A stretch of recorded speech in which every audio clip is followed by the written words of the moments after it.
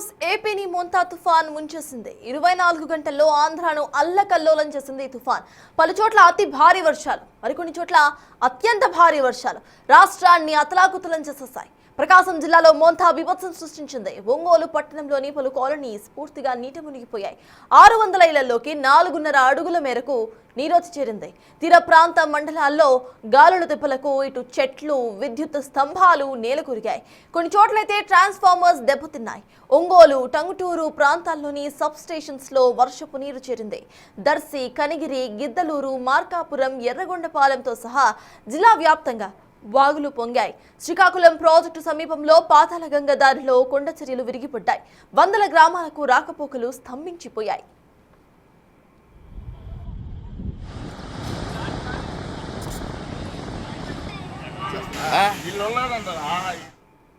ఇసుక రాజమండ్రిలో పరిస్థితి ఎలా ఉంది అనేది మా ప్రతినిధి శివశంకర్ అందించడానికి సిద్ధంగా ఉన్నారు. శివశంకర్, చెప్పండి, ప్రెసెంట్ మీరున్న ఏరియాలో అసలు వరద ఉధృతి ఎలా ఉంది? అక్కడ వర్షం తగ్గినట్టుగానే కనిపిస్తోంది. ఇక ప్రజలు, రైతులకు సంబంధించిన అప్డేట్స్ ఏంటి? ఎస్సత్తా చూసుకున్నట్లయితే ఉమ్మడి తూర్పుగోదావరి జిల్లా వ్యాప్తంగా కూడా పంట నష్టం అయితే తీవ్రంగా ఉందని చెప్పుకోవాలి. ఏదైతే ముంతా తుఫానికి సంబంధించి విపరీతమైన వర్షాలు కురిచాయి, అదేవిధంగా ఈదురుగాలులు వేసాయి. వరి పంట చేతికి వచ్చిన అంతా కూడా నేలవారిపోయి మనం చూడొచ్చు. చూసుకున్నట్లయితే మొత్తం అంతా కూడా కిందకి నేలకి ఒరిగిపోయింది. వేల ఎకరాలలో పంట నష్టం ఉమ్మడి తూర్పుగోదావరి జిల్లా వ్యాప్తంగా అయితే నడిచిన పరిస్థితి కనిపిస్తుంది. ఇప్పటికే మంత్రి అచ్చెన్నాయుడు కూడా బిగ్ టీవీతో మాట్లాడారు. రాష్ట్ర వ్యాప్తంగా కూడా 4 నుంచి 5 లక్షల ఎకరాలు దెబ్బతిన్నట్టుగా కూడా ఇప్పటికే ప్రాథమికంగా అంచనా వేసినట్టుగా కూడా మంత్రి, వ్యవసాయ శాఖ మంత్రి అచ్చెన్నాయుడు కూడా తెలిపిన పరిస్థితి కనిపిస్తుంది. ఈ నేపథ్యంలో చూసినట్టయితే ఉమ్మడి తూర్పుగోదావరి జిల్లా వ్యాప్తంగా ఒక వరి చేలు మాత్రమే సుమారుగా 65,000 నుంచి 70,000 ఎకరాలు అయితే నేల ఒరిగినట్టు కూడా ప్రాథమికంగా ఒక అంచనా వేశారు. అయితే ఈ నేపథ్యంలో చూసుకున్నట్లయితే పూర్తిగా చూసుకోవచ్చు మనం మొత్తం అంతా కూడా మరికొద్ది రోజుల్లోనే, అంటే 10 నుంచి 15 రోజుల్లో పంట చేతికి వస్తుందని అనుకున్న రైతుకైతే కన్నీరే మిగిల్చింది మోంతా తుఫాన్. అయితే చూసుకున్నట్లయితే మనకి దీనికి సంబంధించి పూర్తిగా ఇప్పటికే అధికారులు అంచనా వేసే పనిలో పడ్డారు. అయితే 5 రోజుల టైంలో అయితే పూర్తి స్థాయి నివేదిక చంద్రబాబుకి సమర్పించినట్టుగా కూడా అచ్చెన్నాయుడు మనకి తెలిపిన పరిస్థితుల నేపథ్యంలో మొత్తం అంతా చూడొచ్చు మనం. ఎక్కడికక్కడ ఈదురుగాలికి మొత్తం అంతా కూడా నేలకి అంటుకుపోయింది. వరిచేలన్నీ కూడా చాపపరిచినట్లుగా నేలకి అంటుకుపోయిన పరిస్థితి అయితే ఇక్కడ కనిపిస్తుంది. ఇదే కాకుండా ఉద్యానవన పంటలైన అరటి కావచ్చు, అదేవిధంగా పాపాయ కావచ్చు, ఏదైనా సరే మొత్తం అన్ని తోటలు కూడా పూర్తిగా నేలకొరిగాయి. ఈదురుగాలికి నేలకి ఒరిగిపోయిన పరిస్థితి అయితే కనిపిస్తుంది. ఓవరాల్ గా చూసుకున్నట్లయితే దీనికి సంబంధించి మనం ఎట్టి పరిస్థితిలో కూడా ఈ పంట నష్టాన్ని నివారించాలంటూ కూడా రైతులు ఇప్పటికే కోరుకుంటున్న పరిస్థితి కనిపిస్తుంది. ఒక్కొక్క ఎకరాకి 30,000 నుంచి 40,000 రూపాయలు పెట్టుబడి పెట్టి ఉన్నాము, మేము తీవ్రంగా నష్టపోతున్నాం అంటూ కూడా రైతులు ఆందోళన వ్యక్తం చేస్తున్న పరిస్థితులు ఇక్కడ కనిపిస్తున్నాయి. అదేవిధంగా చూసుకున్నట్లయితే అరటి తోటకి సంబంధించి ఒక్కొక్క అరటి చెట్టుకి 300 రూపాయల వరకు కూడా నష్టపోతున్నాం అంటూ కూడా రైతులు చెప్తున్న పరిస్థితి కనిపిస్తుంది. మొత్తంగా చూసుకున్నట్లయితే అరటి తోటలు కావచ్చు, కూరగాయల పంటలు కావచ్చు, అదేవిధంగా చూసుకున్నట్లయితే దీనికి సంబంధించిన అనేక ఉద్యానవన పంటలు కావచ్చు, మొత్తం అన్ని కూడా రాష్ట్ర వ్యాప్తంగా నేల కొరిగిన పరిస్థితులు కనిపిస్తున్నాయి. ఈదురుగాలుల నేపథ్యంలో ఉమ్మడి తూర్పుగోదావరి జిల్లా వ్యాప్తంగా అయితే రైతులు తీవ్రంగా నష్టపోయిన పరిస్థితులు ఇక్కడ కనిపిస్తున్నాయి. మొత్తం చూసుకున్నట్లయితే ఇప్పటికే దీనికి సంబంధించి పూర్తి స్థాయి సమగ్ర నివేదిక ఇవ్వాలంటూ కూడా మంత్రి అచ్చెన్నాయుడు అధికారులకు ఆదేశాలు జారీ చేసిన పరిస్థితులు ఇక్కడ కనిపిస్తున్నాయి. సతాజ్, శివశంకర్, అక్కడ ఏరియాస్ అంటే రైతులు నష్టపోయారు, ఎట్ ద సేమ్ టైం వాహన నష్టం కూడా కనిపిస్తోంది. భారీ చెట్లు వాహనాల మీద పడిపోయిన సీన్స్ కూడా మనం చూస్తున్నాము. సో దీనికి సంబంధించి గవర్నమెంట్ రైతులతో పాటు సామాన్య ప్రజలకు కూడా ఇటు సహాయం చేసే అవకాశం ఉందనుకోవాలా?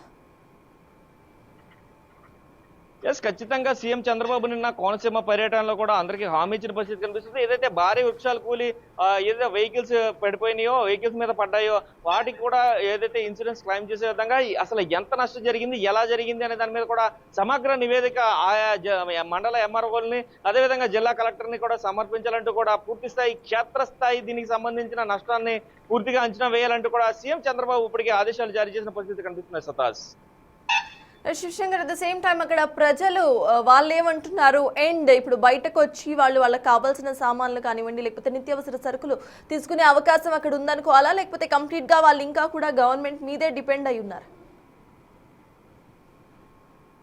ఏదైతే తుఫాను ప్రభావం తీరం దాటిన తర్వాత కూడా 24 గంటల నుంచి 48 గంటలు ఉంటుందని ఇప్పటికే అంచనాలు ఉన్న నేపథ్యంలో ఇంకా విస్తారంగా వర్షాలు కురుస్తున్నాయి.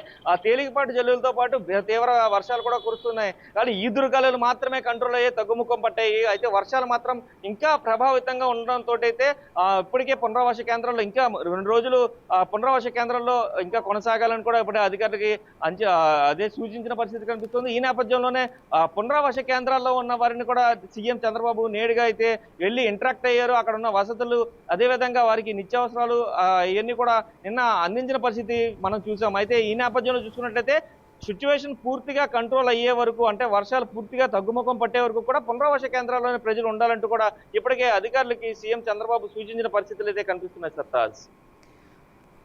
Yes, same time Shivashankar, present మేము చూస్తున్నాము ఇటు ఎవరైతే సేఫ్ ప్లేసెస్కి వెళ్ళారో వాళ్ళ పరిస్థితి ఏంటి? వాళ్ళు తిరిగి ఇళ్లకు వచ్చే అవకాశం ఉందనుకోవాలా? ఇవాక్యుయేషన్ సెంటర్స్లో అసలు పరిస్థితి ఎలా ఉంది? వాళ్ళు ఏమంటున్నారు?